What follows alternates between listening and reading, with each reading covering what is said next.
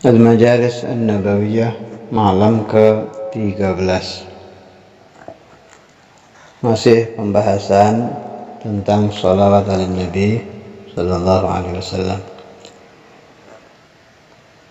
Ada satu pembahasan yang penting dan bagus dari guru Imam Sya'rani, nama beliau Sayyidi Ali Al-Khawas. Nukilan kitab Lawaqihul Anwarul Qudsiyah karangan Imam Sya'rani, kitab saya halaman 223. Sebelum saya nukil pembahasan Sayyidi Ali Al-Khawas, saya baca dulu kalam Syekh Abdul Wahab Asy-Sya'rani tentang anjuran membaca sholawat tiap hari dari 1000 sampai 10.000. Ya, mau lebih ya lebih bagus ya. وَخِذَ عَلَيْنَا الْعَهْدُ الْعَامِ مِنْ رَسُولِ اللَّهِ صَلَّى اللَّهُ عَلَيْهِ وَسَلَّمَ أَنْ نُكْثِرَ مِنَ الصَّلَاةِ وَالتَّسْلِيمِ عَلَى رَسُولِ اللَّهِ صلى الله عليه وسلم ليلا ونهارا.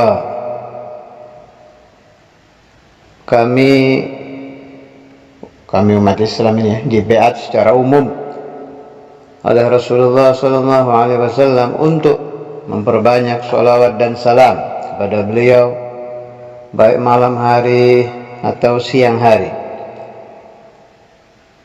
Wa nudzakkira li ikhwanina, dan supaya kami selalu mengingatkan kepada umat Islam ma fi dzalika minal ajri wath thawab.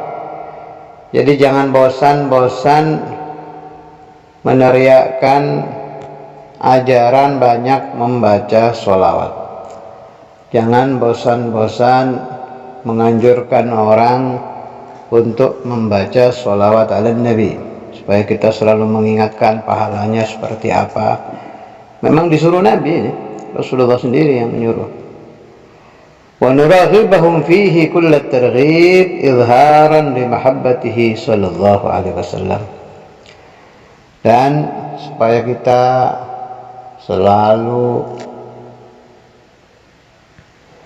menyampaikan anjuran tadi dengan benar-benar.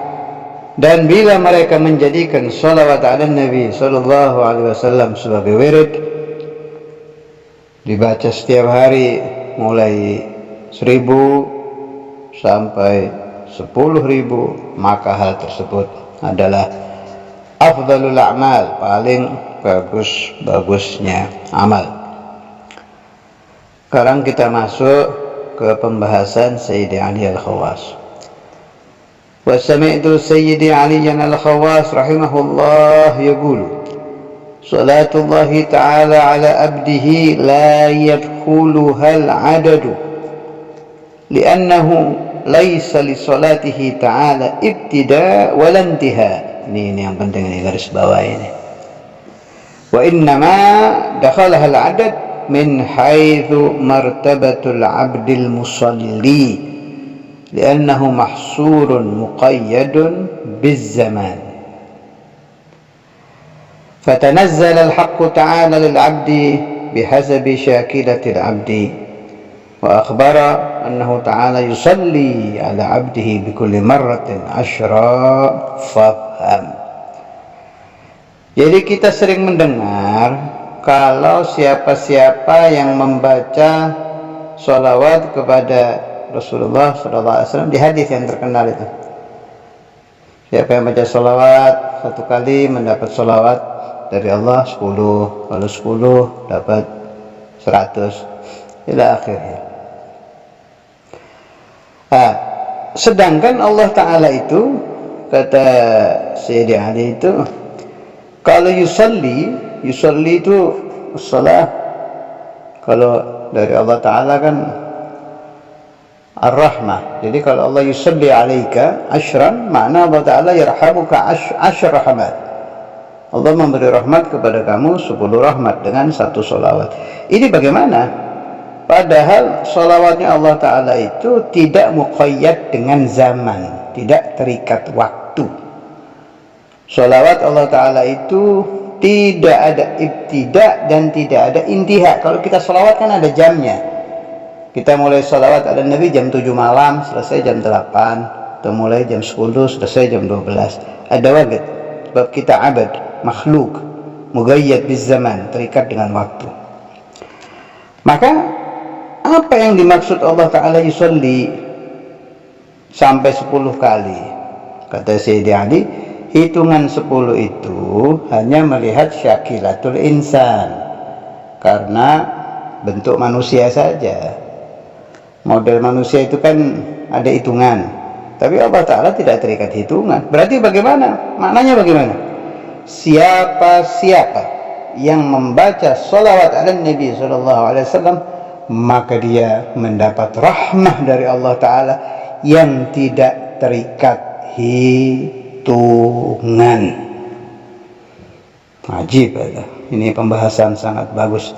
Bagi yang punya kitab, silahkan ditelaah sendiri, diulang-ulang sampai paham kalam Sayyidi Ali Al-Khawas tentang man shalla alayya salatan sallallahu alaihi biha asyra, man shalla alayya asyran sallallahu alaihi biha mi'ata marrah. Itu halaman 223, Sa'adatud Darain halaman 59. Pembahasan tentang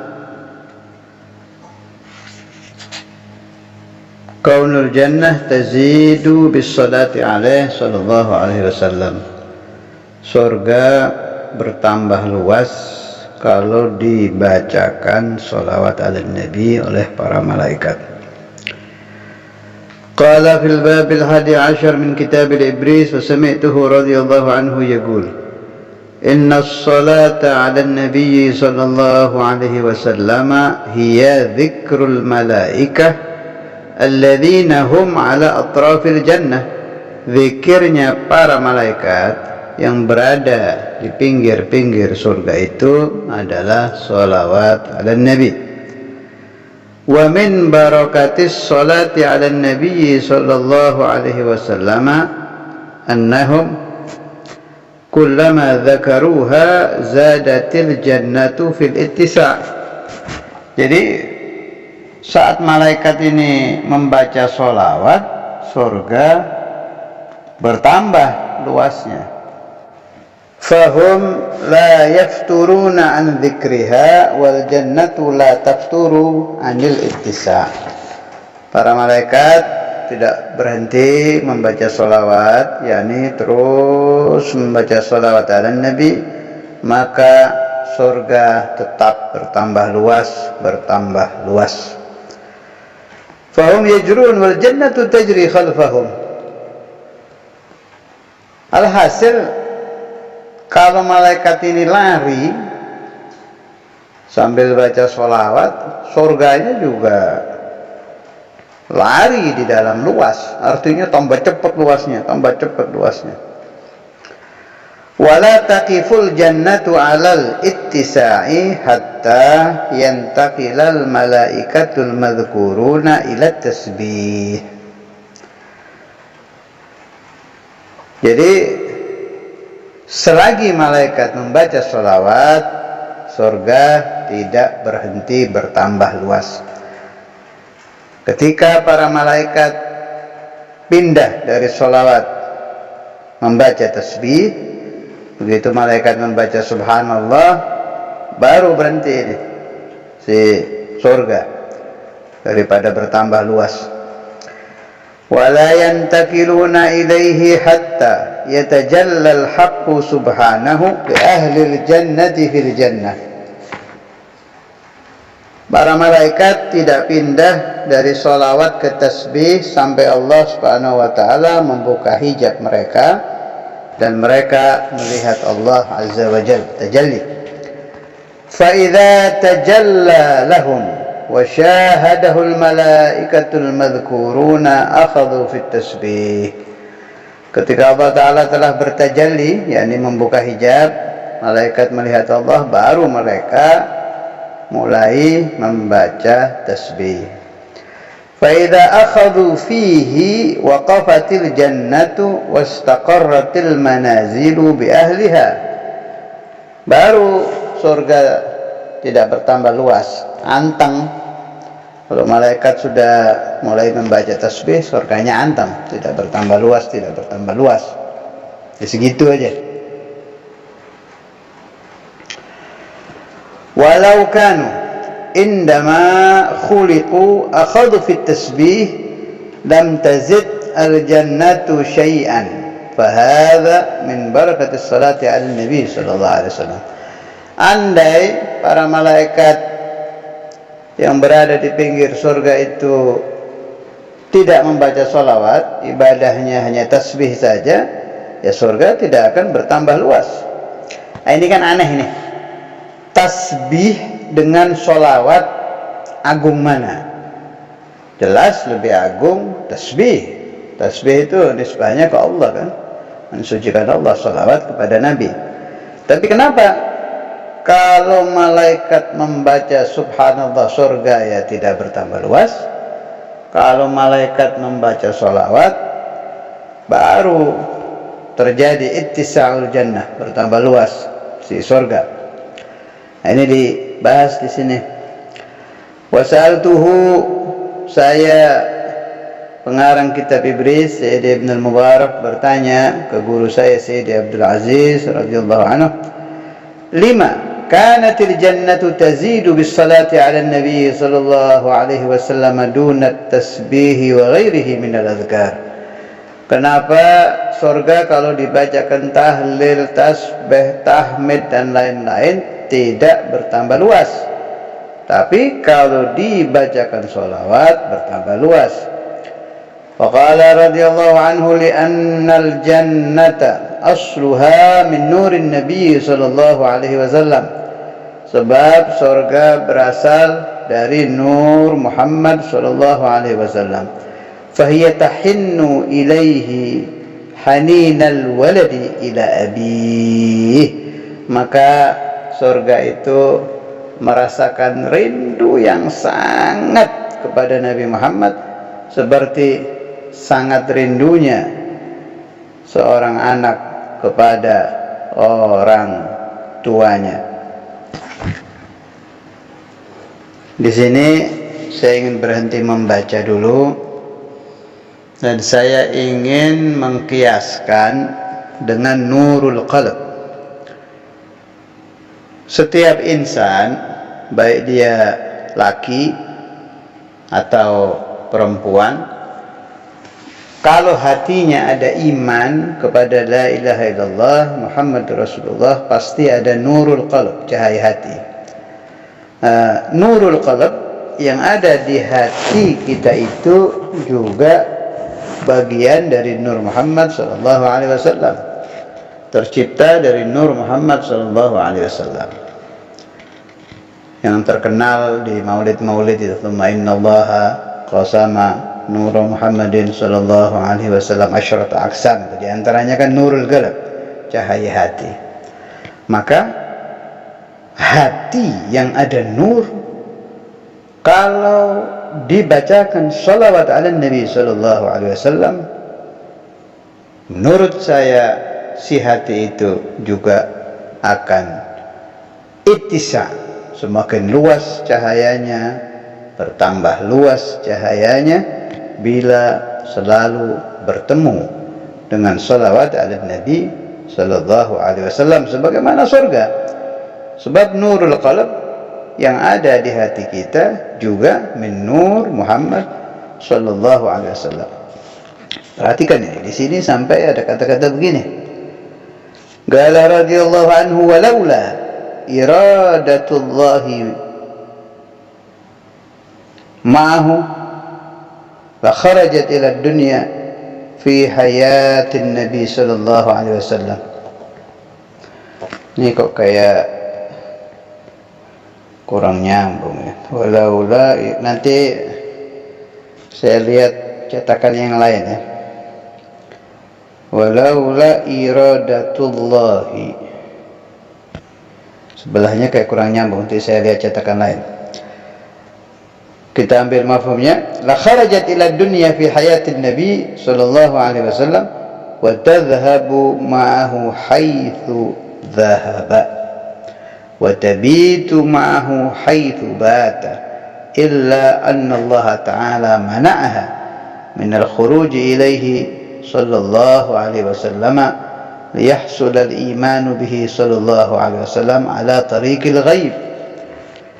Karena surga tercipta dari nur Muhammad, andai tidak dilarang oleh Allah Subhanahu wa taala, maka surga di zaman Rasulullah sallallahu alaihi wasallam masih di alam dunia pasti akan ikut turun ke alam dunia dan pergi kemanapun Nabi pergi, akan menginap dimanapun Rasulullah sallallahu alaihi wasallam menginap.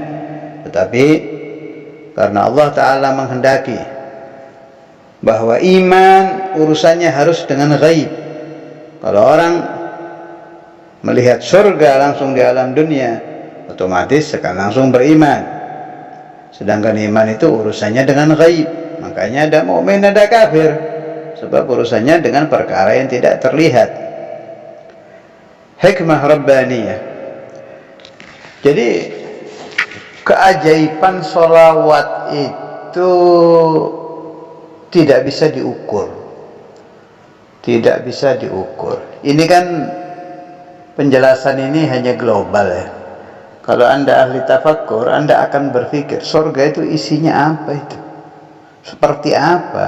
Nggak ada bandingannya, sebab tidak ada pembanding di alam dunia ini.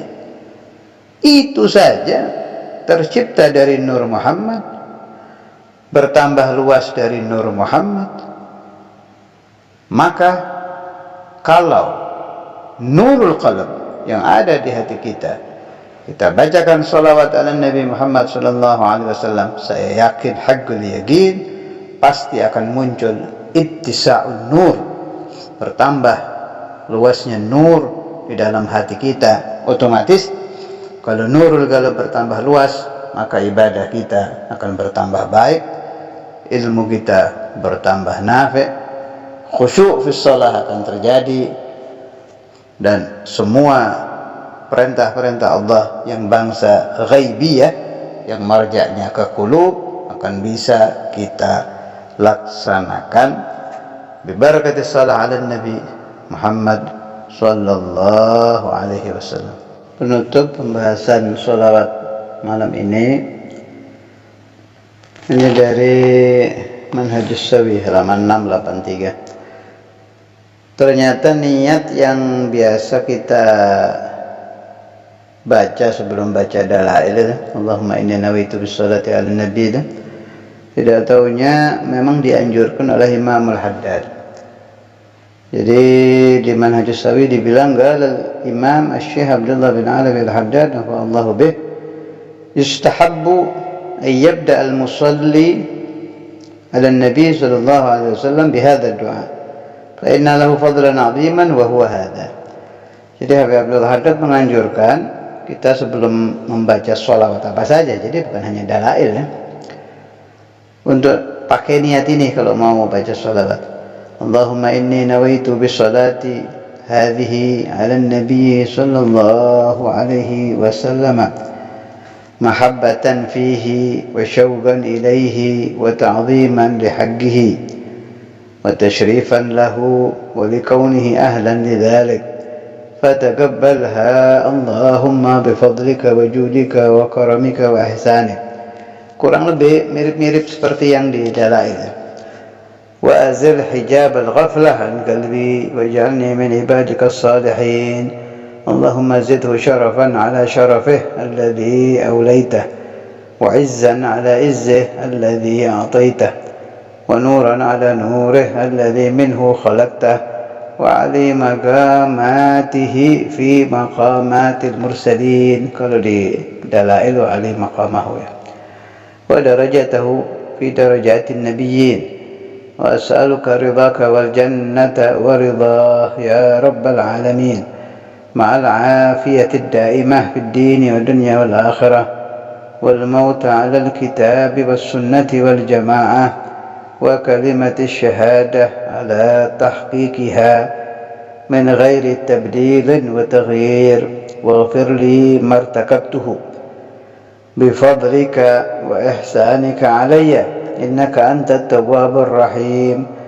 وصلى الله على سيدنا محمد وآله وصحبه والتابعين أجمعين، والحمد لله رب العالمين. انتهى من شرح راتب الإمام الحداد للحبيب علوي bin Ahmad bin Hasan bin Abdullah bin Alawi al-Haddad. Kemudian satu lagi yang penting dari Adillatu Ahlussunnah wal Jamaah Muhammad Sayyid Tijani halaman 238. Ini penting ya, bab ini jarang ya. Wa hadhihi salatu Sayyidina Abi Bakar wa Umar ala Nabi sallallahu alaihi wasallam. Dia ada riwayat salawat Sayyidina Abu Bakar dan Sayyidina Umar. Kama rawaha Sayyidi Muhammad al-Bakri an khadimi Sayyidi Abi Sa'ud al-Jarihi wa hiya Allahumma salli wa sallim ala Sayyidina Muhammad al-Muqaddas al-Mukhtar an-Nabiy al-Sultan an-Nur al-Mubin wa ala alihi wa sahbihi wa sallam. Ini salawat Sayyidina Abu Bakar dan Sayyidina Umar. Yang ingin mengamalkan silahkan. Saya tidak punya ijazah khasah, hanya ijazah amah. Sini juga tidak ada keterangan berapa kali dibacanya, jadi ya terserah ya. Kalau nggak ada adat ya bila adat. Wassallallahu ala sayyidina Muhammad wa ala alihi wasallam. Walhamdulillahi rabbil alamin.